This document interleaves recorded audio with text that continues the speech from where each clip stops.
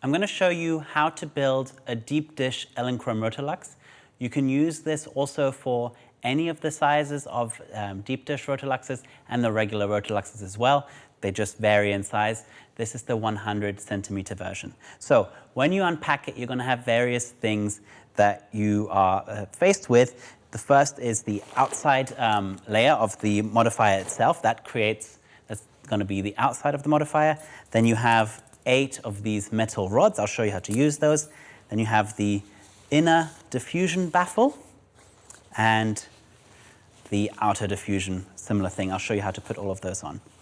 For those of you who've watched my lighting series, instructional videos, you know I like to use the reverse mounted modifiers on my Rotaluxes. But if you're just buying the regular Rotalux, you have to get a speed ring. This is the regular Elinchrom speed ring.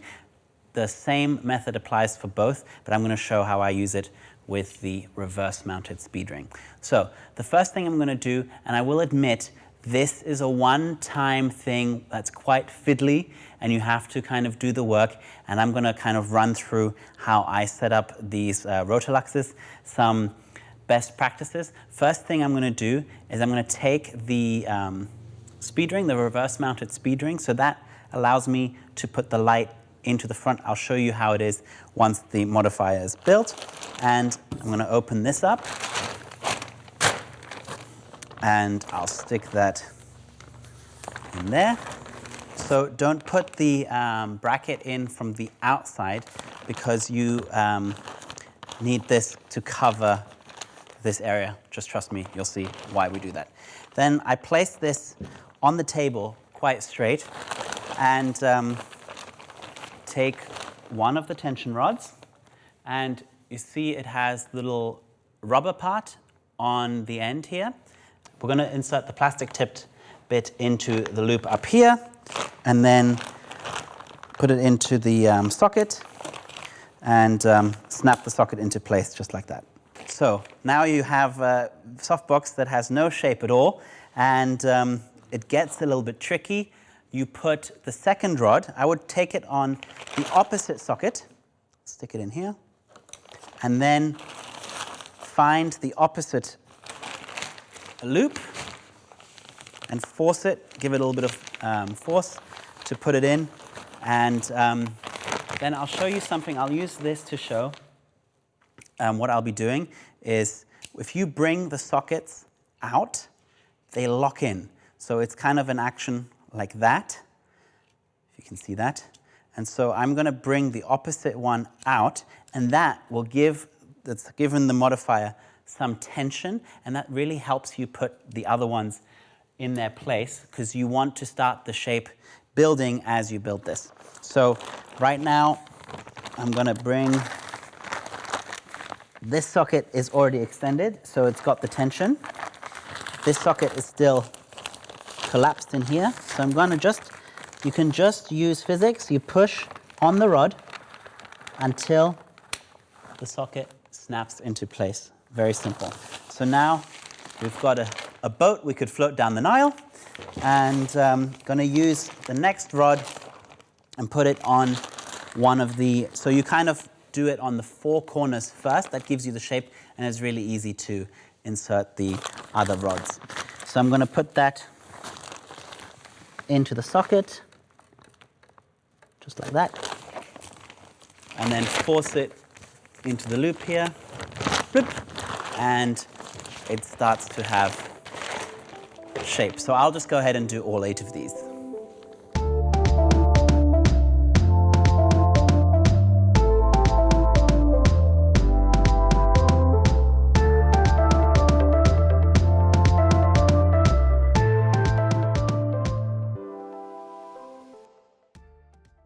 So you'll see what I've done is I haven't popped all the sockets out and into place. So what I'm going to do is I'm going to put it down on a surface, a strong surface. The floor works as well. I'm going to hold with one hand the middle part of this, and this is also a clue of how you put it back together and collapse it, because you won't have to do this every time you build the modifier. So I'm going to put this down, hold onto the center ring, and just push the rods until the socket snaps into place. It should go quite easily. If you have to force it, just push on the rod and down, and you'll hear that satisfying click sound as they go into place. And you'll see in a second, yeah, this is where you have to hold this quite strong when the last ones don't want to go into place. Click, click, click. Ta-da. Good. So you have to go through that once. It's quite sweaty work, but once you've done it, it's much easier to break it down. I'll show that at the end of this video. So now we have a mount on the inside where you can mount the light into it. Then I will show you how I mount the lights. I'm going to start first with the large full-size Elinchrom heads, like the ELB 1200, and take off the hood, and then align. You can kind of look to see where the mounting struts are. Align those with the ring, the receiving parts on the ring, and then twist them in and lock the ring here. And it's like a twisting motion anti-clockwise, and that's in place. And to take it out, you twist this clockwise, hold on to two of the struts that make up the reverse mount, and then twist, and it comes right out. Sometimes you have to give it a bit of force. That's because you want it to be super tight when it's in there. That's more important than, I don't want it to come straight out, so you just kind of give it a bit of a shove, and it comes right out. If you're using the smaller ELB 500 heads, for example, you'll need an adapter. We'll put the part number below. Part number for the reverse mount will also be in the description. And this is because obviously it's smaller than the ELB 1200 head. And you mount, make sure this is your adapter. You can use this to mount onto a regular light stand if you're using an umbrella or anything where the modifier doesn't completely consume your head. Make sure that's all twisted out of the way like so. And then if this is sticking, you want that little lever to be pointing in the same way as your mount. So you just lift it away and turn it. That's not going to turn the actual lever, it just turns the position of the handle. Then you attach this in here, so you align the two mounts. So you have this mount and this mount. You kind of align them, and you'll see that also it goes right into the mount. There's a little button here. You can see that right here. You press it down, you push it in, and then you twist it, and it locks into place. And that's also the button you press to unlock it when you go the reverse. Then you have it all in this adapter, which makes it super easy to mount it into the modifier. And again, just check where the trusses are, so you can put it into the reverse mount, you click it in, and you lock this. It might be useful, I use the label maker to make a little note on which way is locked and which way is unlocked, because it always baffles me. And so it's easy to remember that this is the unlock position. Again, I'm going to hold the trusses on the reverse mount and twist the whole unit off. Sometimes just grab it here, and it sometimes needs a bit of a wiggle, and there it is. It's come off, just like that. So that's how I'd use it. And remember, if you're using the direct mount, you're going to build it just the same. And the same thing, I want to show you how these sockets work. So when you first have it, when you're building it, they're all going to be collapsed like this. This is also the position that they'll be in.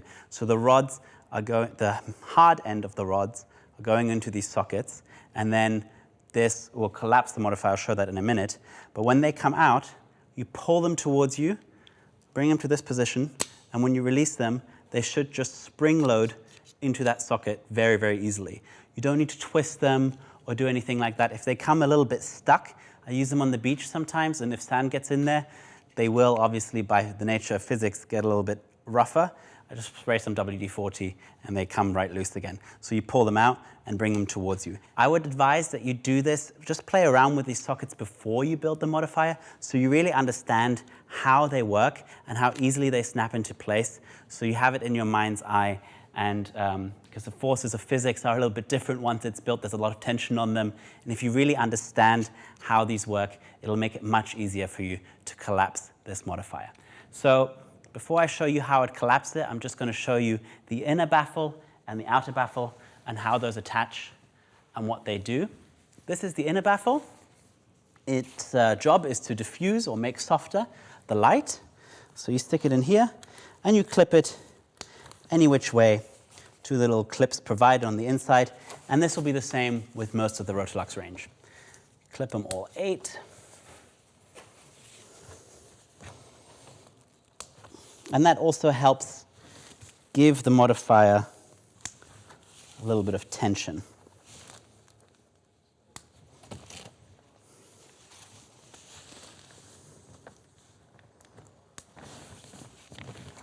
Voila. Looks like that. And then you add your outside diffusion. And it has Velcro, so make sure the Velcro side is facing where the Velcro is on the outside of the modifier. If you're doing this in a dark room, it's sometimes hard to see because everything's black. But it should just go on perfectly. Align the Velcro pieces on all the sides, and they won't pop off. If you're shooting outside in the wind, I like to put binder clips just to secure the sides a little bit more, and the front diffusion won't come off. There's only so much Velcro can do, and we don't want to make the modifier too heavy out of the box, so you get this beautiful unit that works well in the studio. Very nice. So a couple of things I want to point out about the back of the modifier. This little knob here allows you to twist just the back plate of this, so you can mount it different ways, and you tighten that to stop it from rotating. Now, the reason you actually need that is because you want this mount to be below this rod, which you can use to kind of hold onto the modifier, and you want the adjustment lever here to be on the left side. Now, if you have it turned with this down, it tends to butt into this, and this part would end up being in the way of the mount. So you use that, you loosen this to tighten your mount plate and get this to be mounted the way you want it to. So you can kind of adjust it anyway, and this is not going to then get in the way of your C-stand. Let me show you the difference between what we have in the direct mount and the indirect mount. So as I showed you earlier, when we were putting the ELB 1200 head in, the indirect mount means the light is shining into the back of the modifier and then coming back out through the front, whereas the direct mount, I'm just going to put this down so I can show this to you. The direct mount is the light mounted into the modifier from the back, and it would then be popping, it would be then directed directly into the modifier from behind, and this is what you would see at the back of the modifier, and you mount it by this on the adapter ring, because that's the strongest mount, and a similar thing, you can adjust, tighten, and affix it using these knobs, and that's the difference between the indirect. When you use the indirect, you have this mount plate on the back. It's a little bit stronger than what you have in the other mount. To collapse this modifier, it's one of those things that you kind of have to get used to, but there's a few tips and tricks that make it much easier. Because there's tension on the rods making it have this shape, and the sockets need to come out at a right angle, you want to kind of push in the right place to make the sockets easily release. So I'm going to show you how I do that. I usually grab onto this ring, and then if you pull this right there, you see it's like pulling the socket this way because of the shape of the modifier. So I push with my forearm, and then it comes out just like that. Very simple. And then you can collapse it up, and that's the first one done.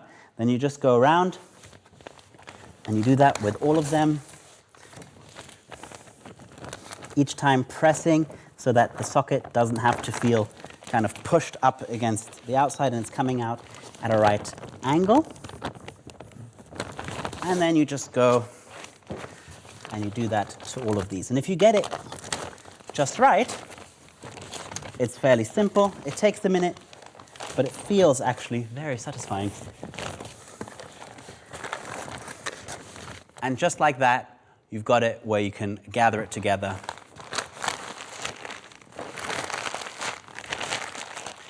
And you have a modifier that will easily travel. And I like to keep my inner baffle and my outer baffle crunched up on the inside. Makes it easy to transport, and I don't lose them.